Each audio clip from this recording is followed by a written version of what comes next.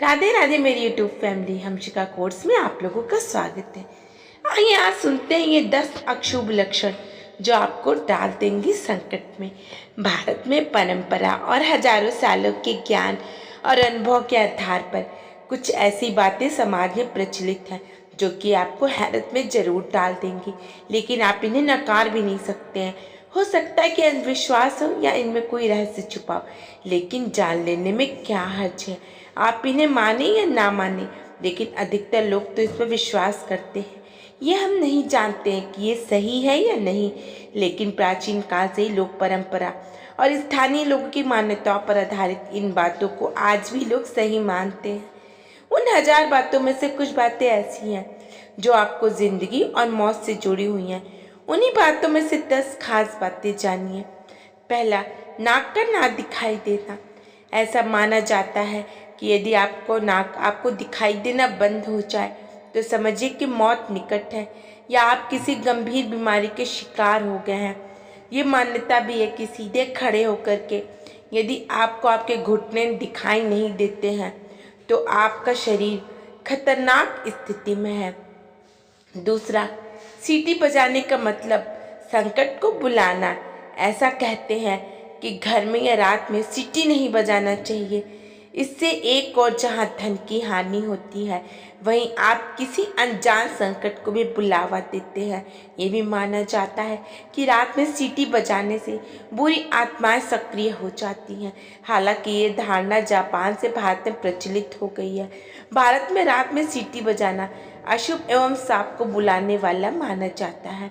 कुछ लोग ये भी मानते हैं कि सीटी बजाने से भैरव और शनिदेव रुष्ट हो जाते हैं।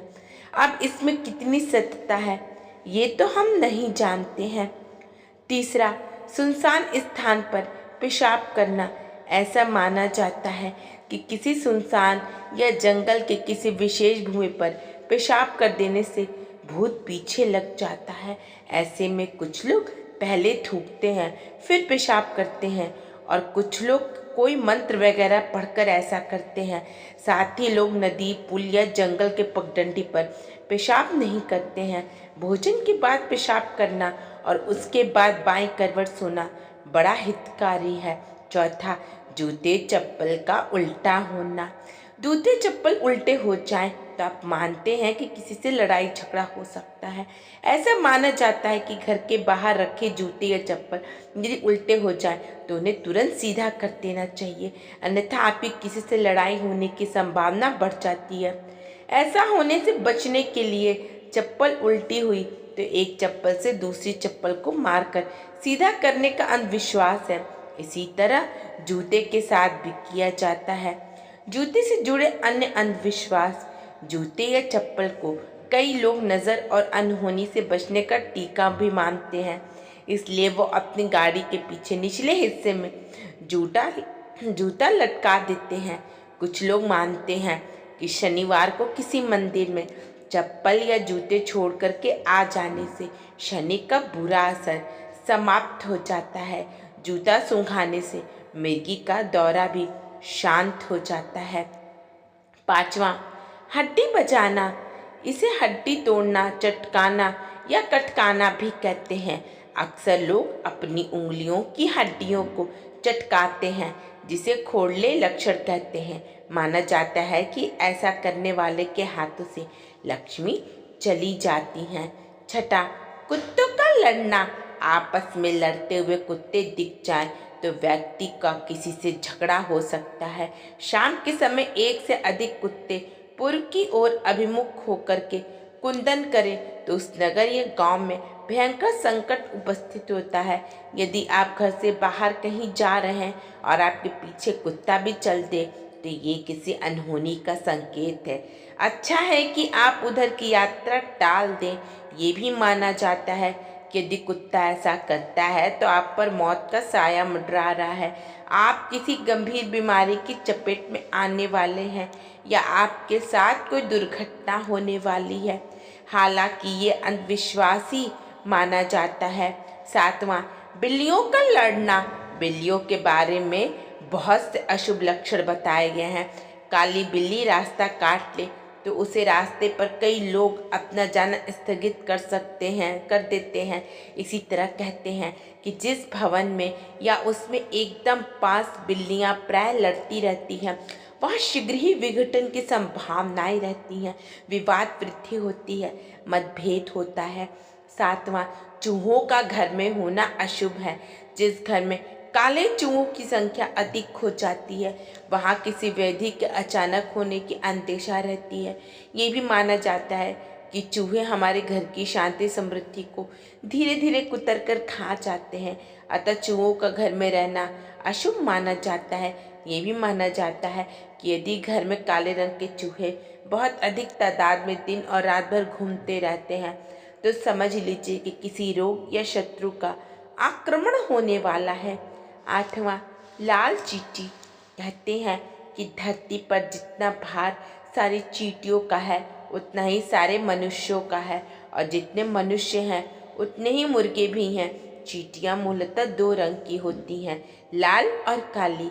काली चींटी को शुभ माना जाता है, लेकिन लाल को नहीं। लाल चींटियों के बारे में कहा जाता है कि घर में उसकी संख्या बढ़ने से कर्ज भी बढ़ने जाता है, और यह किसी संकट की सूचना भी होती है। चींटियों के भोजन, दोनों ही तरह की चींटियों को आटा डालने से कर्ज से मुक्ति मिलती है।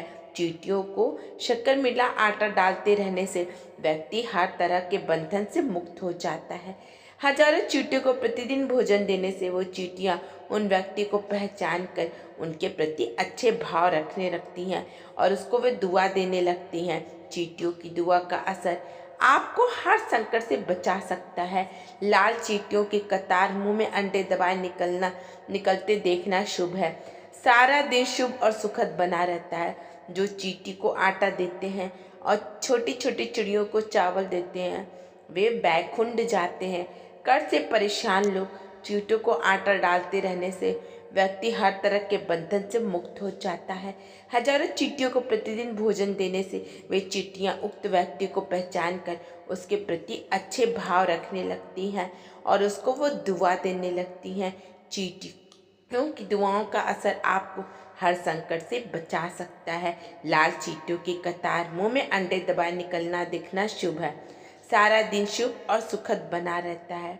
जो चींटी को आटा देते हैं, वे छोटी छोटी चिड़ियों को चावल देते हैं, वे वैकुंठ जाते हैं। कर्ज से परेशान लोग चींटियों को शक्कर और आटा डालें। ऐसा करने पर कर्ज की समाप्ति जल्दी हो जाती है।